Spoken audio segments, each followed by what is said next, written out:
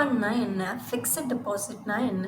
இது 2த்துக்கும் என்ன டிஃபரன்ஸ்? இது 2த்துல எது பெஸ்ட் சாய்ஸா இருக்கும்? இத பத்தி தெரிஞ்சுக்க எங்க chief financial planar mister Ramalingam நம்மள கைட் பண்ண இருக்காரு.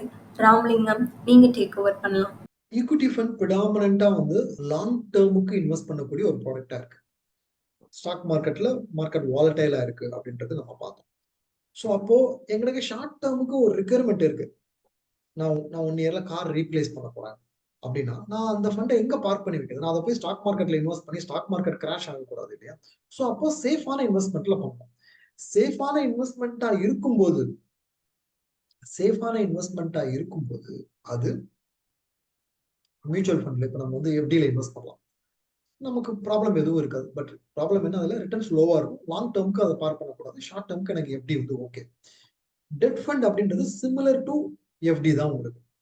அதுல ஒரு எஃப்டில இன்வெஸ்ட் பண்றதுக்கு பதிலா டெட் ஃபண்ட்ல இன்வெஸ்ட் பண்ணும்போது அந்த ஃபண்ட் மேனேஜர் நிறைய பாண்ட்ஸ், நிறைய டிபெஞ்சர்ஸ், நிறைய ட்ரெஷரி பில்ஸும் பிரிச்சு இன்வெஸ்ட் பண்ணுவாங்க. ரிஸ்க் நமக்கு இன்னும் குறையும். 2வது, எஃப்டிக்கும் டெட் ஃபண்டுக்கும் டாக்ஸ் அட்வான்டேஜ் நிறைய இருக்கு.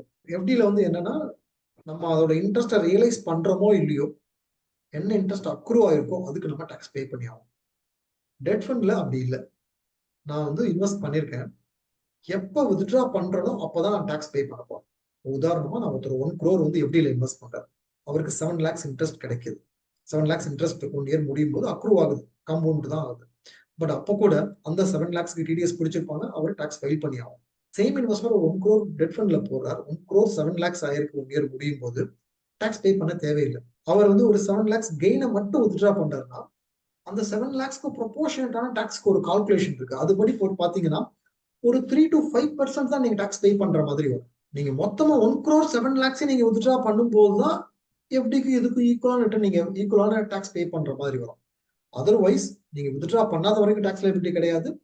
நீங்க கம்ப்ளீட்டா வித்ட்ரா பண்ணாம பார்ஷியலா வித்ட்ரா பண்ணும்போது வித்ட்ரா பண்ற எக்ஸ்டென்ட்க்கு மட்டும் டாக்ஸ் பே பண்ணா போதும். இந்த மாதிரி டாக்ஸ் டெஃபர் பண்ற ஆப்பர்ச்சுனிட்டிஸ் அவைலபிளா இருக்கு.